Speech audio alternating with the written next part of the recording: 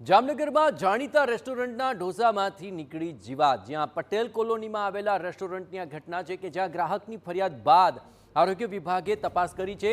રસોડાની સ્વચ્છતાની ચકાસણી કરવામાં આવી અને હાઇજેનિક કન્ડિશન નહીં સુધારે ત્યાં સુધી રેસ્ટોરન્ટ બંધ કરાવી દેવાયું છે।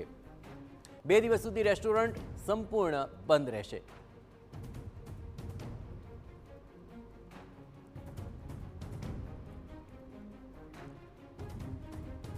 तो हाइजेनिक कंडीशन नहोती अने ए कंडीशन ज्यां सुधी सुधरशे नहीं त्यां सुधी आ रेस्टोरंट बंद करी देवाय छे। हाल तो 2 दिवस सुधी रेस्टोरंट संपूर्णपणे बंद रहेवानुं छे कारण के जे चकासणी चाली तेनी अंदर ढोसामांथी जे जीवात निकળી छे आ दृश्योमां आप जुओ जीवात स्पष्टपणे नजरे पड़ी रही छे अने ए जीवातने कारणे ज आ तपास हाथ धरवामां आवी हती અને તેને જ લઈને જ્યાં સુધી આ પરિસ્થિતિ સુધરશે નહીં ત્યાં સુધી આ રેસ્ટોરન્ટ બંધ રહેશે।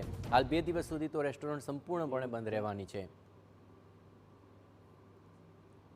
માંથી જીવાત મળેલ હોય એવું જણાવેલ છે અને તેઓએ મોબાઈલમાં ફોટા પણ નાખેલ હતા।